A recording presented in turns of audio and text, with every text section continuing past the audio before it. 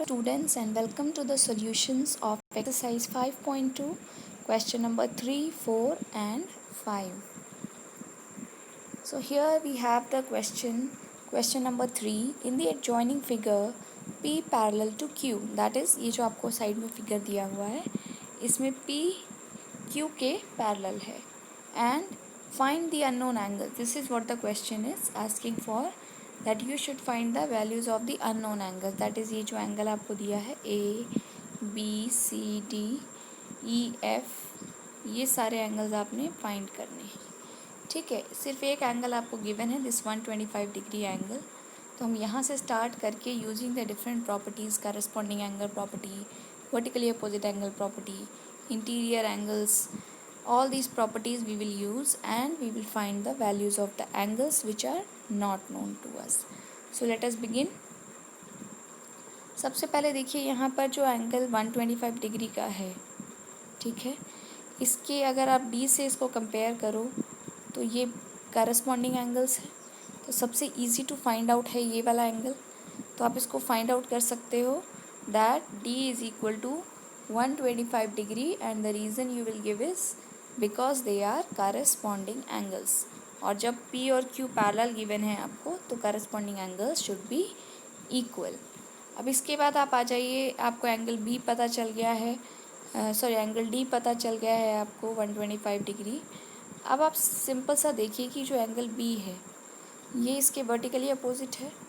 इस तरह से आप इस डायग्राम को अगर यहाँ सेपरेट करके बनाते हैं, ठीक है, if you make it like this, यहाँ पर A, यहाँ पर B है, यहाँ पर ये D है और यहाँ पर C है.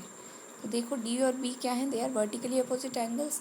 सो अगर D 125 डिग्री है तो B भी कितना हो जाएगा 125 degree, because vertically opposite angles are equal. So here you write angle B is equal to angle D is equal to 125 degree and the reason is vertically opposite angles. अब हम next find out करते हैं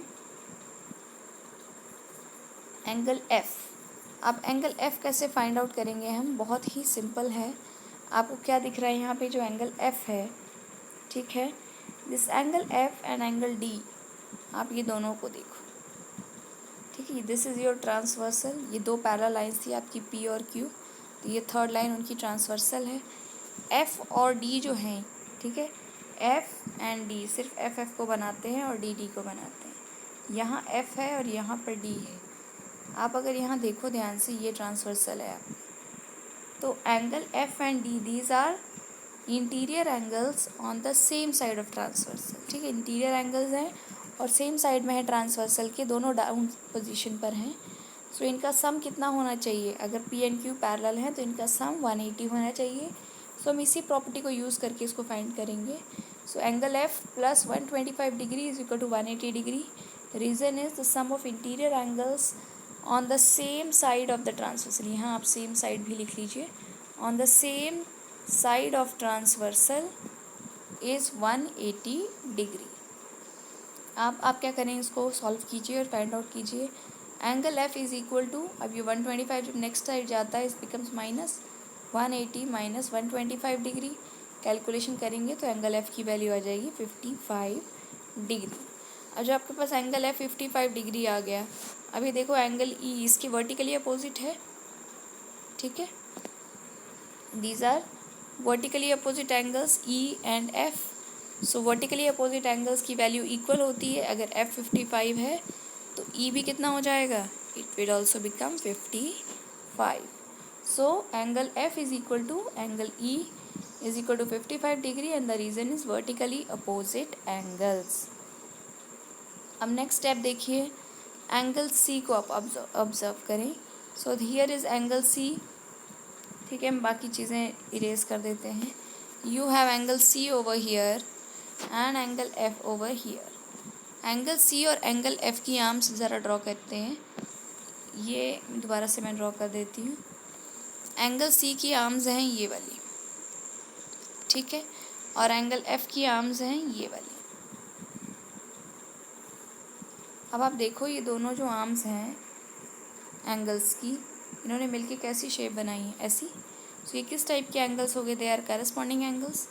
and corresponding angles जो होते हैं वो equal होते हैं अगर लाइंस पैरेलल होती हैं। तो अगर ये एंगल एफ है 55 डिग्री, तो इसका जो करस्पॉन्डिंग एंगल सी है वो भी कितना हो जाएगा 55 डिग्री। सो यही प्रॉपर्टी यूज़ करके आप फाइंड करेंगे angle C is equal to angle F is equal to 55 degree and the reason is corresponding angles. अब आप नेक्स्ट देखो, हमारे पास सिर्फ एक एंगल फाइंड आउट करने को बचा है, दैट इज़ एंगल ए। अब एक बार आपने सी निकाल लिया 55 डिग्री, तो ए सी के जो है वो वर्टिकली अपोजिट है, ये देखिए, ठीक है, इस तरह से है। ए यहाँ पर है, सी यहाँ पर है, तो सी की वैल्यू अगर 55 है तो ए की वैल्यू भी कितनी हो जाएगी 55 degree. And so angle A is equal to angle C 55 degree, reason vertically opposite angle. So this is how you have to solve this question. आप इसको एक दो मेथड से और भी यूज़ कर सकते हो, जैसे एफ फाइंड आउट करने के लिए आपने यूज़ किया था ट्रांसवर्सल के सेम साइड वाली प्रॉपर्टी, आप एफ फाइंड आउट करने के लिए लीनियर पेयर की प्रॉपर्टी भी यूज़ कर सकते हो, अगर इस 125 डिग्री को आप ऐसे कंसिडर करते हो। ये आप 125 डिग्री का एंगल देख रहे हो, ये आपका एफ वाला एंगल है। अब इसको आप लीनियर पेयर से भी सॉल्व कर सकते हो, अगर आप चाहो तो ये इंटीरियर एंगल वाली प्रॉपर्टी नहीं भी यूज़ करो, तो you can solve by linear pair method कि 125 है और एफ है, इन दोनों का सम 180 आना चाहिए क्योंकि ये लीनियर पेयर है, और फिर जो कैलकुलेशन है वो बिल्कुल सिमिलर होगी एंड आंसर भी एकदम सेम ही आ जाएगा। So you can use any method. Similarly अगर आप एफ़ को देखो तो एंगल एफ़ एक बार आपने फाइंड आउट कर लिया, तो आप एंगल ए को भी फाइंड आउट कर सकते हो बाय यूजिंग द, ये देखो यहाँ जेड बन रहा है, तो by using the alternate interior angle property. तो अगर आपको एफ मिल गया तो ए आप ऐसे भी कैलकुलेट कर सकते हो बाय 55 डिग्री, जैसे आपने सी से किया था ना यहाँ पे, तो वो तरीका भी आप यूज़ कर सकते हो। तो कहने का मतलब क्या है कि आप जैसा मैंने लिखा है ये सारा कुछ ऐसे यूज़ कर सकते हो, या फिर आप अगर आपके दिमाग में कुछ आ रहे हैं डिफरेंट प्रॉपर्टीज़ जो आपने स्टडी की हुई हैं, अगर आप उनको यूज़ करके सॉल्व करना चाहते हो तो कुछ मैंने आपको हिंट्स दे दिए हैं, इनसे भी आप सॉल्व कर सकते हैं। अब हम करते हैं next question, question number 4। So question 4 में बोला है find the value of X in each of the following figures if L is parallel to M. So दो फिगर्स दिए हैं, एक इधर है एक नेक्स्ट स्लाइड में है। आपको जो गिवन है वैल्यूज़ और एल और एम पैरेलल हैं, ये भी चीज़ गिवन है। इन्हीं दोनों चीज़ों के बेसिस पर ये जो एंगल 110 डिग्री लिखा है और दूसरा ये एल एम पैरेलल है, ये दो फैक्ट्स को यूज़ करके you have to find the value of X. तो मैंने क्या किया है, सबसे पहली बात देखो 110 और ये जो x है इसमें कोई डायरेक्ट रिलेशन आप नहीं ड्रॉ कर पा रहे हो, ना ये करस्पॉन्डिंग एंगल है ना ऑल्टरनेट इंटीरियर एंगल्स हैं, ठीक है। तो हम क्या करेंगे, कोई ऐसा एंगल ढूंढेंगे जिसमें ये प्रॉपर्टीज़ कोई लग जाए और जो आगे चल के x से भी रिलेटेड हो किसी तरह से। तो हमने क्या किया, सबसे पहले काम किया कि let us assume other angle on the line M be angle y। तो हमने यहाँ पर ये इस वाले एंगल को एंगल y सपोज कर लिया, ठीक है। लाइन एम पे अब हमारे पास दो एंगल्स हैं, एक x और एक y, और आप देखो जो एंगल y है और एंगल 110 डिग्री का जो गिवन है, ये दोनों किस तरह के एंगल बना रहे हैं। अगर इनकी आर्म्स को आप एक्सटेंड करो, if you draw the arms, तो ये एफ शेप बना रही हैं, यानी कि ये किस तरह के एंगल्स हैं, दीज आर करस्पॉन्डिंग एंगल्स। तो अगर ये 110 है तो ये नीचे का y जो एंगल हमने मार्क किया है दिस विल ऑल्सो भी 110 डिग्री। तो सबसे पहले स्टेप में तो हो गया कि y आ गया 110 डिग्री। अब नेक्स्ट क्या करोगे आप, next you see that y is 110 and y and x they are forming a linear pair, ये दोनों लीनियर पेयर बना रहे हैं, ठीक है। तो 110 और ये x दोनों मिलकर के कितने होने चाहिए 180, ये 110 है तो ये कितना हो जाएगा 110 में अगर आप 70 ऐड करो तो 180 होता है, तो ये आपका 70 डिग्री आ जाएगा। अब इसको लिखना कैसे है, तो सबसे पहले तो आपने यही लिख दिया कि let the other angle on line M be angle y। उसके बाद आपने क्या किया, सेम जो मैंने कहा था, by the property of corresponding angles angle y is equal to 110 degree. Now angle y आपको पता चल गया है और x आपको नहीं पता है, पर आपको पता है कि x और y दोनों लीनियर पेयर बना रहे हैं। तो आप लिखेंगे कि angle X plus angle Y is equal to 180 degree and the reason is they are linear pair. उसके बाद आप इस इक्वेशन को सॉल्व करेंगे तो angle X plus 110 is equal to 180। ये 110 जब नेक्स्ट साइड जाएगा तो it will become minus 110 and the answer will be 180 minus 110 that is 70 degree. This is how you will solve this question. And then आगे आपका second part. अब second part जो है इसमें आपको ये 100 डिग्री का एंगल दिया है, ये 80 डिग्री का एंगल दिया है और ये एक्स दिया है। ठीक है, तो आप देखो यहाँ पे अगर आप एक्स और 100 डिग्री के एंगल को देखो, ठीक है, तो ये ऐसे बन रहे हैं दोनों।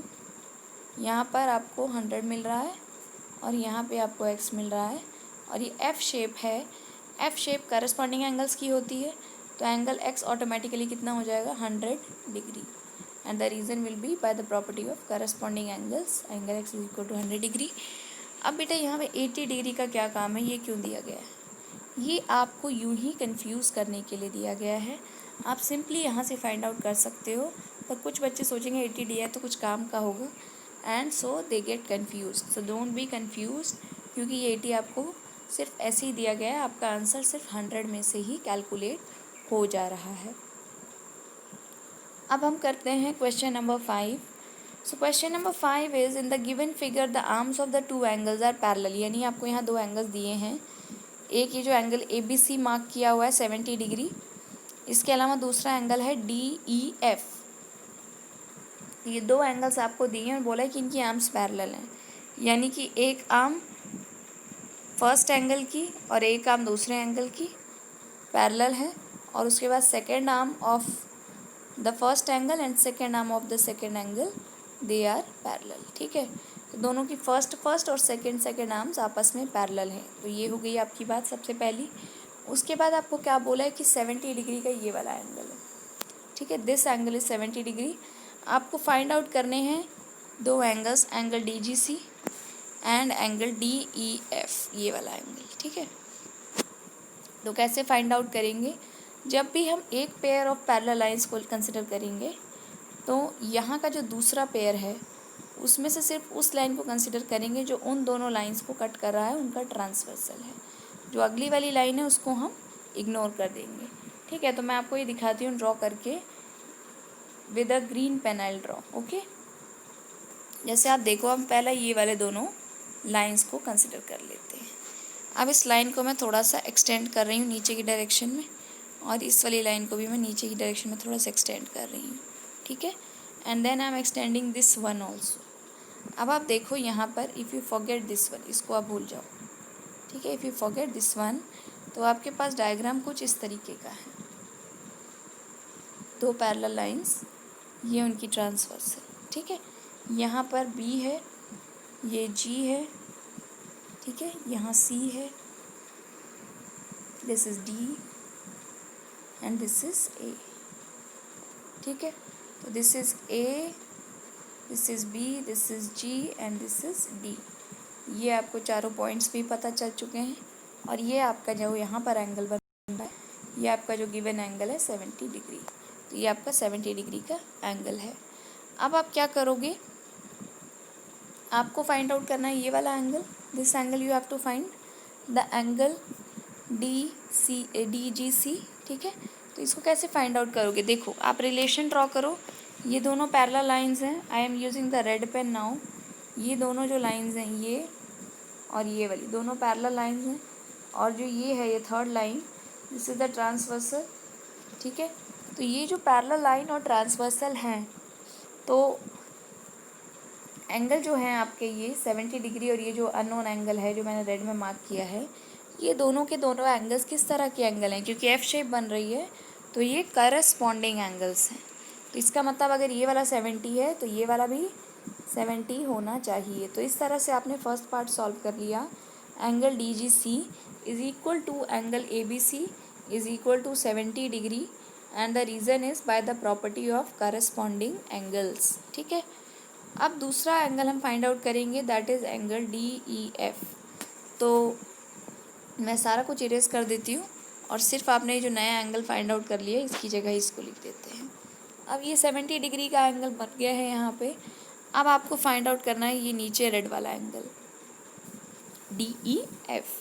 अब आप सेम देखो, इस बार आपको क्या करना है, ये जो दो लाइंस हैं, ये वाली लाइन और ये वाली लाइन, इनको आपने कंसीडर करना है, और साथ में इनकी जो ट्रांसवर्सल है ये वाली लाइन, ठीक है, इस वाली लाइन को यू विल फॉरगेट। तो अब आप यहाँ देखो, again these are parallel lines, ठीक है, एंड ये वाला एंगल और ये वाला एंगल कैसे एंगल्स हैं, दीज आर करस्पॉन्डिंग एंगल्स। इनकी आर्म्स को अगर हम एक्सटेंड करें तो इस तरह से एफ शेप बन रही है, तो ये करस्पॉन्डिंग एंगल्स हो गए। तो मतलब अगर ये वाला 70 डिग्री का है तो ये नीचे वाला भी कितना हो जाएगा, 70 degree, and the reason will be by corresponding angle property. So this is how we solve it. तो ये नेक्स्ट में मैंने यही सॉल्व करके आपको यहाँ दिखाया हुआ है कि angle DEF is equal to 70 degree by the property of corresponding angles, ठीक है। So this is how you solve question number 5, and we have finished all the 3 questions. So thank you for watching. If you have any doubts, mention in the comments.